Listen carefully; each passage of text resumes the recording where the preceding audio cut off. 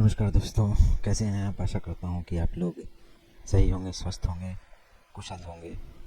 दोस्तों, जैसा कि आप लोगों को मैंने पिछली वीडियो में नेगेटिव थॉट्स के बारे में कुछ चीज़ें बताई थी कि नेगेटिव थॉट्स के कारण क्या हो सकते हैं और नेगेटिव थॉट्स क्यों आते हैं, क्यों लोग अपने आसपास की चीज़ों के बारे में इतना नेगेटिव सोचते हैं, क्यों किसी रिजल्ट के बारे में, किसी होने वाली घटना के बारे में नेगेटिव अपेक्षा करते हैं। तो ये सारी चीज़ें हम लोगों ने पिछले वीडियो में मैंने डिस्कस की थी। आशा करता हूँ कि उसमें आप लोगों को बहुमूल्य जानकारियाँ प्राप्त हुई होंगी। इस वीडियो को शुरू करने से पहले मैं आप लोगों से अनुरोध करूँगा कि जो भी इस वीडियो पे नए हैं वो इस वीडियो को लाइक करें, शेयर करें, सब्सक्राइब करें और बेल आइकॉन को हिट करना ना भूलें। साथ ही साथ मैं आपसे यह भी आग्रह करना चाहूँगा कि आप लोग इस वीडियो को स्किप ना करें, पूरी वीडियो को A to Z तक, स्टार्ट टू एंड तक ज़रूर देखें। इसमें आपको बहुत सारी बहुत महत्वपूर्ण जानकारियाँ प्राप्त होने वाली हैं। और ऐसा नहीं है कि नेगेटिव थिंकिंग सिर्फ उन्हीं लोगों को आती है जिनको मतलब बहुत ज़्यादा डिप्रेशन में हो या फिर बहुत ज़्यादा किसी मानसिक रोग से ग्रसित हो। ऐसा नहीं है। एक नॉर्मल व्यक्ति के माइंड में भी, मस्तिष्क में भी नेगेटिव थिंकिंग आ सकती है। ये काफ़ी नॉर्मल चीज़ है, लेकिन इससे बचा भी जा सकता है। तो नेगेटिव थॉट्स से बचने के लिए सबसे बेहतरीन उपाय ये है, आप मेडिटेशन का सहारा लें। मेडिटेशन एक बहुत ही बहुमूल्य कारगर साधन सिद्ध हो सकता है नेगेटिव थॉट्स से बचने के लिए। इसके साथ साथ आप दूसरी एक बहुमूल्य चीज़ यह है कि आप अपने आसपास के लोगों से बात करें और ख़ुद से बात करें, सेल्फ टॉक करें, मोटिवेट, अपने खुद को अंतर्मन को मोटिवेट करें और भविष्य की में होने वाली घटनाओं के बारे में ना सोचें। ये सोचना बहुत ही व्यथित है कि आज से दो दिन बाद या 3 दिन बाद या 2 साल बाद या इस परीक्षा के बाद क्या होगा, उस परीक्षा के बाद क्या होगा। यदि इस तरह के ख्यालात आपके मन में आ रहे हैं तो आप उस ख्यालात को सोच, यदि आपके मन मस्तिष्क में आ रहे हैं तो उसको आप कोशिश करें कि उसे बाहर निकालें और जो प्रेजेंट सिनारियो है, जो यथास्थिति अभी की, जो प्रेजेंट में वर्तमान में जो परिस्थिति है, जो चीज़ें चल रही हैं, उन पे भरोसा करते हुए आगे बढ़ा जाए और कदम दर कदम प्लानिंग की जाए। ये नहीं कि आपको 100 मील चलना है तो 100 मील पहुँचेंगे कैसे, ये नहीं सोचना है। वो 100 मील एक स्टेप, सिंगल स्टेप से ही तय किया जा सकता है। तो यह कभी नहीं सोचे कि हमको बहुत सारी चीज़ें करनी हैं। बहुत सारी चीज़ें आपको करनी होती हैं, किंतु उन बहुत सारी चीज़ों को छोटे छोटे डिपार्टमेंट्स में बांट करके किया जा सकता है। मसलन एक परीक्षार्थी है जो किसी मेजर एग्ज़ाम की प्रिपरेशन कर रहा है।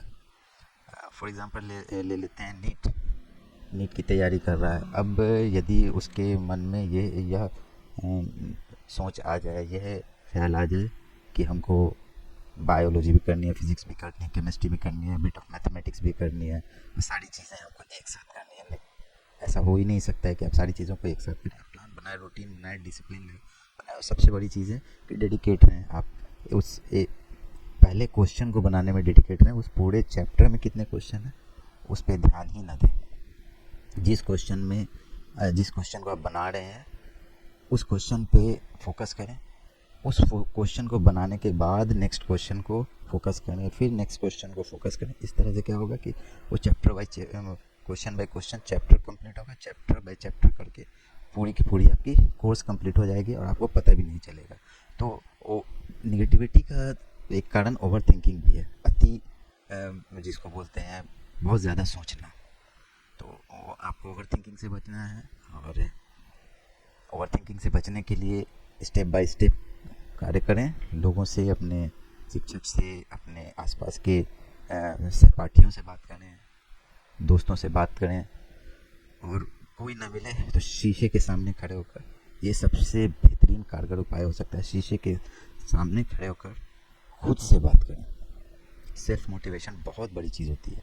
मैं हमेशा विद्यार्थियों को यही कहता हूँ कि आपको कोई भी व्यक्ति, मैं हूँ या फिर बहुत बड़ा कोई टीचर हो या कोई बहुत बड़ा मोटिवेशनल स्पीकर हो या कोई बहुत बड़ा साइकोलॉजिस्ट हो, वो आपको तब तक मोटिवेट नहीं कर सकता है जब तक कि आप खुद को मोटिवेटेड फील ना करवाएं। मोटिवेटेड फील करवाने अब शीशे के सामने किस तरह से आप बात करेंगे, क्या बात करेंगे। सेल्फ टॉक तो मैंने बता दिया कि सेल्फ टॉक करना चाहिए, लेकिन सेल्फ टॉक आप करें कैसे, ये एक बहुत बड़ा प्रश्न है कि सेल्फ टॉक कैसे किया जाता है। बहुत सारे लोग तो शर्माते हैं कि यदि कोई किसी ने देख लिया तो वो क्या सोचेगा, वो तो यही सोचेगा कि आप वो पागल हो गया जो अपने आप से खुद से बात कर रहा। तो खुद से बात करना पागलपन नहीं है। सबसे बड़ा अक्लमंद व्यक्ति वो है जो खुद की कमियों को खुद से तलाशे और खुद ही उसको दूर करने की कोशिश करे। तो आप सेल्फ टॉक करें। तो सेल्फ टॉक करने का फॉर एग्जांपल, आप का रंग सांवला है, आप शीशे के सामने खड़े हुए तो आप उस ज़ाहिरी फिगर को ना देखें, अपने इनर पर्सन को देखते हुए उसकी तारीफ़ करना शुरू करें। मसलन मैं शीशे के सामने खड़ा हुआ हूँ, मैं उससे ये बोलूँगा, अरे यार, मैंने तुमसे बेहतरीन, तुमसे सुंदर व्यक्ति आज तक नहीं देखा। तुम्हारा तन भले ही थोड़ा सांवला है, लेकिन अंतरात्मा इतनी सुंदर है कि कोई नसीब वाला व्यक्ति ही इस ऐसी आत्मा का मालिक बन सकता है। तो इस तरह से बात करें। पढ़ाई लिखाई से रिलेटेड कोई भी बात हो, यदि कोई आपके पास बात करने के लिए ना हो तो भी आप उससे बात कर सकते हैं। खुद को यह समझाएं कि कोई भी कार्य जो सब कोई कर सकता है वो आप भी कर सकते हैं। कोई रॉकेट साइंस नहीं होता है। मनुष्य को इस तरह से बनाया गया है कि वो अपनी बेसिक नॉलेज से रिलेटेड कोई भी कार्य वो कर सकता है। तो इस तरह से आप सेल्फ टॉक करें, अपने आप को मोटिवेट करें, ठीक है। और उस परिस्थिति को ध्यान में रखें जो अभी है। कल क्या होगा कोई पता नहीं है, ठीक है ना। आप बहुत ज़्यादा प्लानिंग ना करें, बहुत ज़्यादा बस स्टिक टू द बेसिक, ठीक है ना। अगर विराट कोहली यह सोच ले कि मैं हर मैच में जाके शतक ही मारूंगा, तो वो मेरा ख्याल है कि वो एक मैच में 10 से आगे भी नहीं बढ़ पाएगा। तो जब शतक भी कोई व्यक्ति मारता है, कोई खिलाड़ी जब शतक मारता है, तो वो एक एक रन जोड़ के पूरा शतक पूरा करता है। और जहाँ तक महेंद्र सिंह धोनी और विराट कोहली जैसे महान क्रिकेटरों की बात करें, तो वो लोग चीज़ों को पेश करते थे। महेंद्र सिंह धोनी की सबसे बड़ी खासियत क्या थी, वो आफ्टर 50 ओवर्स बाद क्या होगा वो कभी सोचते ही नहीं थे। वो व्यक्ति कभी ये नहीं सोचता था कि इस पारी की 300वीं गेंद पर क्या होगा। वो पार्ट बाय पार्ट चीज़ों को पेश करता था। अगले नेक्स्ट 5 ओवर्स तक मेरे को क्या करना है, और वो वही करता था जो उसको प्लान करके आया है। देन 5 ओवर्स के बाद 5 ओवर्स में उसको अपनी प्लानिंग के अकॉर्डिंग कितनी चीज़ें मिली, उस हिसाब से वो आगे बढ़ता था। तो ये सारी चीज़ें क्या हैं, ये चीज़ों को कॉम्प्लेक्स नहीं बनाती हैं। ये चीज़ों को बेसिकली जिस तरह से हैंडल किया जा सकता है आप वैसे ही हैंडल करें। ज़्यादा चीज़ों को सोचें नहीं और इसको नॉर्मल रखें।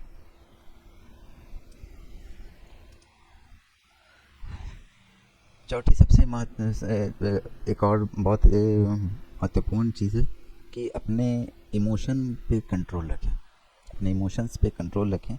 इमोशन पे कंट्रोल रखने का मतलब है कि अब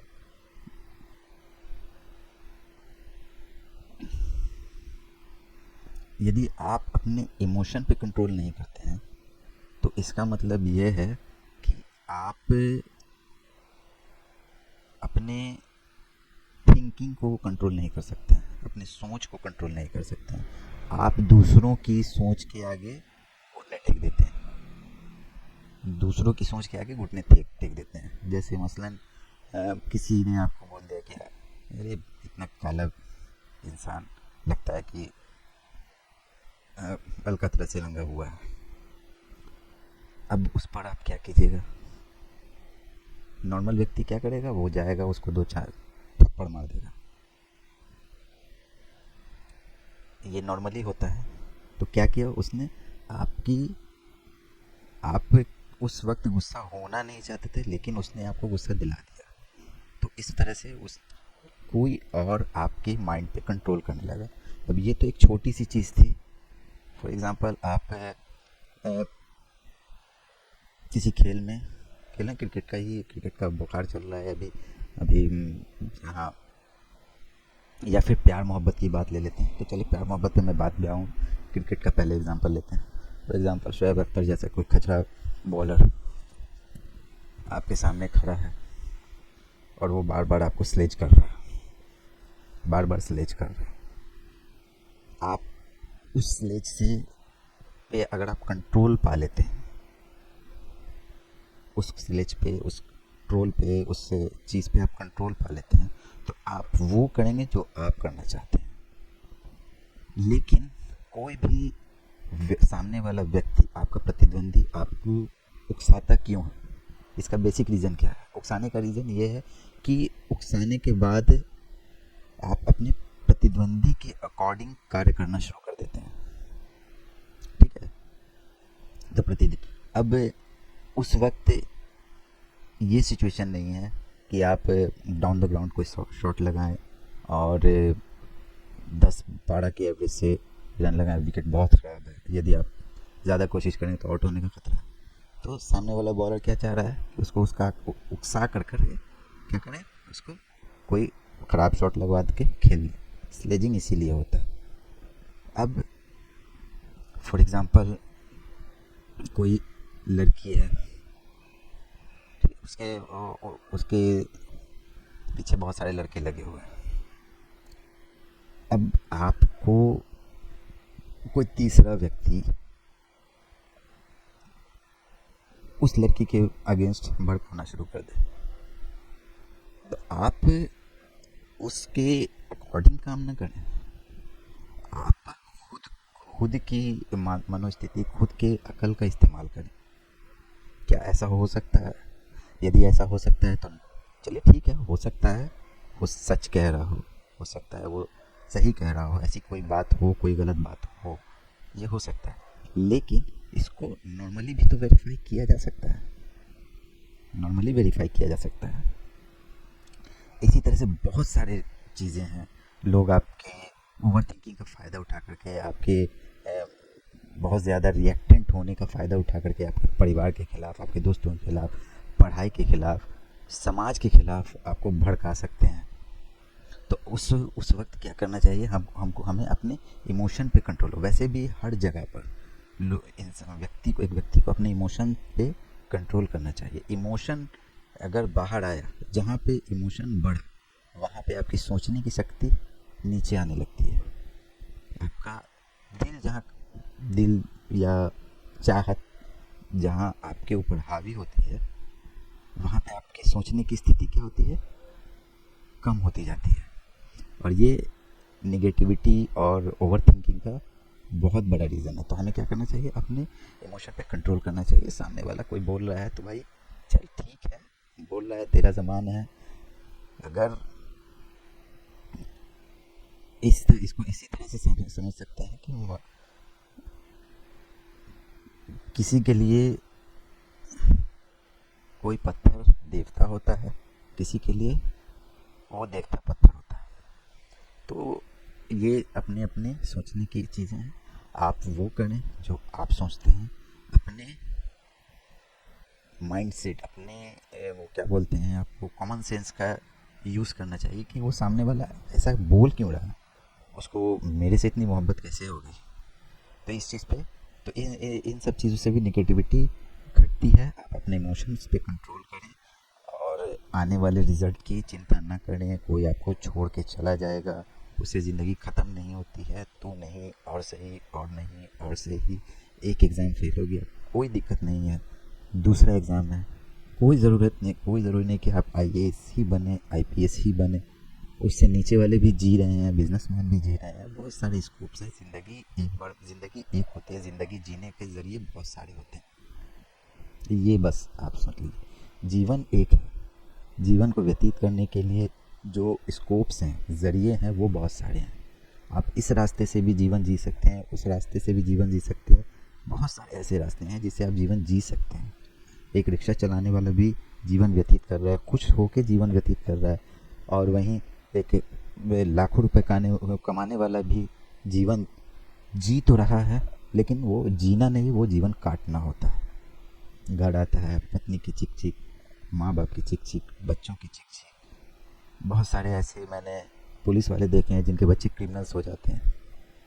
अभी सोचिए। और बहुत सारे ऐसे मैंने ठेले खुमचे वाले देखे हैं जिनके बच्चे आईएएस आईपीएस कर रहे हैं। तो जीवन बहुत ही बहुमूल्य है। सबसे पहले आपको अपने सेल्फ के बारे में सोचना है। आपको अपने सेल्फ के बारे में सोचना है कि आपका सेल्फ किससे संतुष्ट है। तो ये सारी कुछ चीज़ें थी, बेसिक चीज़ें थी जिनसे आप नेगेटिविटी को कंट्रोल कर सकते हैं। अगले कुछ मिनटों में जो मैं बताने जा रहा हूँ वो हमारे यंगस्टर्स के लिए बहुत ही लाभदायक सिद्ध होने वाला है। आप आजकल के यंगस्टर जो हैं वो वर्चुअल वर्ल्ड में बहुत ही ज़्यादा जीना शुरू कर दिया है। चीज़ों को सॉरी चीज़ों को दूसरे की नज़र से देखना शुरू कर दिए। तो चीज़ों को दूसरों की नज़र से देखने के शुरू करने से क्या हानि होती है। जैसे एक महान लेखक ने मुझे उनका नाम नहीं याद आ रहा है, लेकिन उन्होंने कहा था कि इस धरती पे जितने भी व्यक्ति हैं न, वो अपने आप में यूनिक है। ये साइंस ने भी साबित किया है। हर इंसान के हाथ की रेखाएं अलग होती हैं। तो जब बनाने वाले ने हर को अलग बनाया तो सभी व्यक्ति एक ही करियर के पीछे भागना शुरू कर दें। आजकल तो मुझे हंसी आती है कोचिंग क्लासेस पे और स्कूल्स पे, और उस स्कूल्स की सोच को फॉलो करने वाले पेरेंट्स की। मतलब क्या सोच के हर दूसरा बच्चा इंजीनियर बनना चाहता है, हर तीसरा बच्चा डॉक्टर ही बनना चाहता है। मोहल्ले में एक टीचर बन गया तो सारे के सारे टीचर बनना चाहते हैं। मोहल्ले में एक दरोगा निकाल लिया तो दरोगा बनना चाहते हैं। प्रोग्रेसिवनेस किसी में है ही नहीं। ये कोई सोचता ही नहीं है कि इससे हटके भी कुछ चीज़ें हो सकती हैं जिसमें लोग करियर बना सकते हैं। अब इसी में एक चीज़ मैं ऐड करना चाहता हूँ। मैं बचपन से क्या है कि कॉलेज के बाद से ही मुझे राइटिंग का शौक था। अब राइटिंग का शौक जिस लोकेलिटी में जिस क्षेत्र में मैं रहता हूँ वहाँ पे राइटिंग का मतलब है बेगाड़ी। मतलब लेखक या फिर कोई एक्टर बनने की कोशिश करे, या फिर कोई अदर देन मतलब अनऑर्थोडॉक्स थिंकिंग के साथ कोई करियर अगर कोई चूज़ करना चाहे तो उसके बारे में लोग बड़ी ही घृणात्मक सोच रखते हैं कि बंदे से कुछ नहीं हुआ तो ये कर रहा है।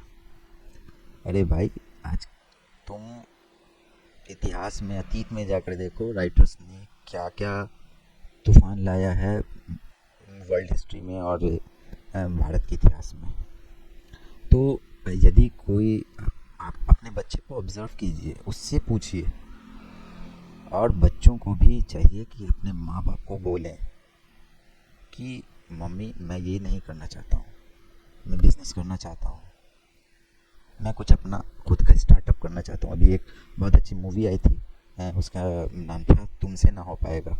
उसमें उस मूवी का जो प्लॉटिंग था, इतना ज़बरदस्त प्लॉटिंग था। मतलब लोग खुश होने का नाटक कर रहे हैं। अभी के जिस परिवेश में हम लोग रह रहे हैं वो सिर्फ और सिर्फ लोग खुश होने का नाटक कर रहे हैं। 80% व्यक्ति खुश हैं ही नहीं। लोग तरह तरह की वाहियात चीज़ें अपने फेसबुक, व्हाट्सएप, ट्विटर पे लगाकर ये जाहिर करना चाहते हैं कि मैं खुश हूँ। लेकिन दरअसल वो खुश है ही नहीं। 9 to 5 की जॉब है, बॉस की चिक चिक है, गर्लफ्रेंड की चिक चिक है, सारी चीज़ें वैसी की वैसी हैं। पैसा कमा रहा है लेकिन सुख शांति नहीं है। हम हमेशा से ये सोचते हैं कि पैसा ही वो चीज़ है जो हमें शांति दे सकता है। पैसे से सुख या लग्जरी खरीदी जा सकती है। सुख तो नहीं खरीदा जा सकता, लग्जरी जरूर खरीदी जा सकती है, विलासिता खरीदी जा सकती है। सुख, शांति, खुशी, इन सब के लिए खुद का खुश होना, अंदर से खुश होना, आपकी अंतरात्मा को खुश होना बहुत ज़रूरी है। यदि आप अंदर से खुश नहीं हैं तो आप खुश हो ही नहीं सकते हैं। मेरी एक मित्र है, उसका एक एग्जांपल है, उसका नाम नहीं लूँगा इस वीडियो में उसका मैं नाम नहीं लूँगा, लेकिन उसने एक ब्रेव, बहुत ही ब्रेव, मैं उसे बोलूँगा बहुत ही ब्रेव है, उसने एक ऐसे बंदे को से शादी करने से इनकार कर दिया जो काफ़ी अच्छा कमाता था और वो वेल सेटल्ड जिसे बोला जाता है, वेल सेटल्ड था। लेकिन उसने सिर्फ एक चीज़ पे कि वो उसको टाइम नहीं दे पाएगा, उसको ऐसा लगता है कि वो उसे टाइम नहीं दे पाए, इस वजह से उसने उसे डंप कर दिया। तो ये बहुत ही ब्रेव थिंकिंग है। लोग आपके माँ बाप आपके दुश्मन नहीं है। 3 इडियट्स ऐसी मूवीज़ आजकल नहीं बनती है। वो जो प्लॉटिंग होती थी मूवीज़ की, एक जो सोल होता था मूवी का, वो अब देखने को मिलता ही नहीं। 3 इडियट्स में क्या दिखाया गया? यदि आप एक स्पोर्ट्समैन बनना चाहते हैं और आप बन जाते हैं इंजीनियर, आप हो सकता है कि पैसे कमा तो लोगे, आप पैसे कमा लोगे, लेकिन वो संतुष्टि नहीं मिलेगी आपको। कहा जाता है ना कि बच्चे, जो छोटे बच्चे होते हैं ना, वो इसके बहुत ही सटीक एग्जाम्पल है कि जिस काम में बच्चों को मज़ा आता है वो उसी काम को करते हैं, वो किसी की सुनते ही नहीं है। इसी पर मनोवर राणा साहब का एक शेर याद आता है कि खिलौनों की दुकानों की तरफ से आप क्यों गुजरे, ये बच्चे की तमन्ना है, ये समझौता नहीं करती। तो समझौता ना करें, बच्चे बन जाए, अपने करियर को लेकर बच्चे बन जाए। जिद हमको करना है तो मतलब करना है। अब ये नहीं है कि उस जिद को पकड़ के ऐसे बैठें कि किसी को सुनी नहीं। हो सकता है कि आप 1 बार ट्राई करें, 2 बार ट्राई करें, 3 बार ट्राई करें, ना हो, लेकिन इसका मतलब ये नहीं है कि वो नहीं हुआ तो कुछ और हो ही नहीं सकता है। आप आईपीएस बनना चाहते थे, चलिए ठीक है, आईपीएस नहीं हुआ, बीपीएससी तो निकाल सकते हैं, कोई अच्छी खासी ग्रुप सी की जॉब तो कर सकते हैं। तो सबसे पहले आप अपने जो प्राइम प्रायोरिटी है, जो आप करना चाहते हैं, वो एक बार करके देख लें। हो ना हो वो एक अलग चैप्टर है, वो बात की चीज़ है। लेकिन यदि आप उस चीज़ को ट्राई ही नहीं करते हैं तो ये आप अपने साथ बहुत बड़ी नाइंसाफ़ी कर रहे हैं। तो अपने साथ नाइंसाफ़ी न करें। जो चीज़ आपके मन में चल रही है, कोई भी पॉजिटिव भावना आपके मन में चल रही है, फॉर एग्ज़ाम्पल आज के बंदे क्या है कि अब इसका एक एग्ज़ाम्पल है कि मैं जब पढ़ाता था, अभी तो मैंने पढ़ाना छोड़ दिया, बिज़नेस को लेकर के काफ़ी बिज़ी रहता हूँ, अपनी कुछ लिखाई वगैरह के लिए भी मैं बिज़ी रहने लगा हूँ। अभी मेरे को वर्चुअल क्लासेस स्टार्ट करनी है, फिर से मैं टीचिंग फील्ड में आ रहा हूँ। जैसा कि आपको पता ही है, 1 फरवरी से मेरे फ्री क्लासेस शुरू हो रहे हैं यूट्यूब के माध्यम से। तो जब मैं पढ़ाता था तो एक लड़का था 10th स्टैंडर्ड में, उसका नाम तो मैं नहीं लूँगा, और उसी की क्लास फेलो में एक लड़की थी, वो भी 10th में ही थी। तो दोनों एक दूसरे के अच्छा कॉम्प्लीमेंट करते थे, दोनों एक दूसरे को अच्छा कॉम्प्लीमेंट करते थे। तो लड़के को ये गलत नहीं हुआ कि लड़की मेरे को पसंद करती है, लेकिन लड़की के दिल में ये चीज़ थी नहीं। और लड़के को लग रहा था कि वो उसे पसंद करती है।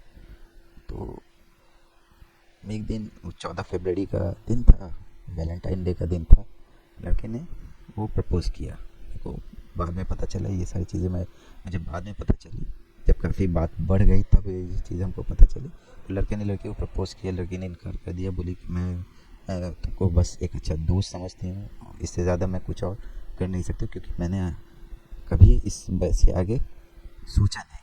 तो अब एक जो वो बोलते हैं ना, निगेटिव डाउट वाला आदमी, वो क्या समझेगा? निगेटिविटी जिसके अंदर होगी वो क्या सोचेगा? निगेटिविटी जिसके अंदर होगी वो ये सोचेगा कि भाई मुझ में क्या कमी है। अरे भाई, इस धरती पे कोई भी व्यक्ति ऐसा पैदा ही नहीं हुआ जिसके जिसके अंदर कोई कमी ना हो। और बल्कि मेरा तो यह मानना है कि यदि आप अपने पार्टनर को संतुष्ट करना चाहते हैं और अपने पार्टनर से के साथ खुश रहना चाहते हैं तो उसको उसकी कमी के साथ एक्सेप्ट कीजिए। अच्छाइयाँ सबके अंदर होती हैं, कमियों को ढूंढ ढूंढ कर उसको एक्सेप्ट करें। हाँ, ऐसे नहीं कि सर से पानी ऊपर हो जाए। ये अलग सी बात है कि एक बंदा मार धन दारू पे दारू पी रहा है, गांजा पे गांजा पी रहा है, उसकी उस बुराई को आप लेकर एक्सेप्ट कर, तो ये नहीं। हाँ, कुछ चीज़ें हो सकती हैं कि वो हो सकता है कि बहुत ज़्यादा कंसर्न हो आपके लिए।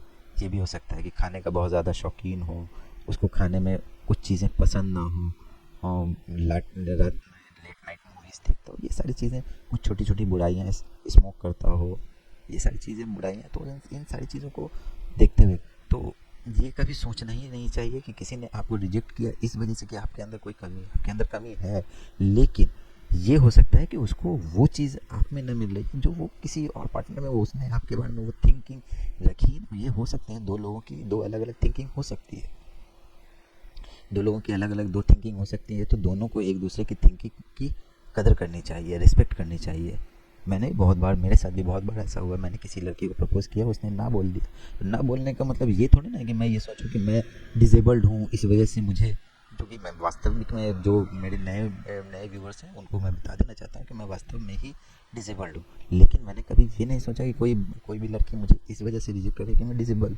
ये मेरी एक डिसेबिलिटी, मेरी एक वीक एक एस्पेक्ट है, लेकिन मैं नहीं मानता हूँ इसे वीक एस्पेक्ट। और मैं ये नहीं समझता हूँ कि कोई लड़की सिर्फ इस वजह से मुझे रिजेक्ट करती है कि वो मैं डिसेबल हूँ। उसके रीज़न बहुत से हो सकते हैं, उसकी अपनी चॉइसेस हैं। तो हर व्यक्ति की अपनी चॉइसेस होती हैं, तो उसको अपनी चॉइसेस चूज़ करने की उसका स्पेस देना चाहिए। इतना तो हक बनता ही है एक व्यक्ति का दूसरे व्यक्ति से। इतना हक बनता है कि यदि आपको किसी ने दोस्त माना तो आप उसको इतनी स्पेस तो दे ही सकते हैं। तो इस चीज़ को आप ये ना सोचें कि उसने मुझे रिजेक्ट किया, और आप ये सोचें कि उसने मुझे रिजेक्ट नहीं किया, वो मेरे लायक नहीं है। आप ये सोच सकते हैं। यही होता है एक ऑप्टिमिस्ट और पेसिमिस्ट में क्या फ़र्क है। फॉर एग्जांपल, एक कप है, अभी इस कप में आधा कप चाय है, अभी इस कप में आधा कप चाय। तो एक पेसिमिस्ट जो रहेगा वो क्या क्या क्या क्या समझेगा, क्या बोलेगा इस कप के बारे में कि इसमें आधा कप खाली है। लेकिन यदि ऑप्टिमिस्ट रहेगा तो वो बोलेगा आधा तो भरा है। तो ये सारी चीज़ें होती है। तो आप ये ना सोचें कि उसने मुझे रिजेक्ट किया, आप ये सोचें कि उसकी किस्मत में मैं नहीं था।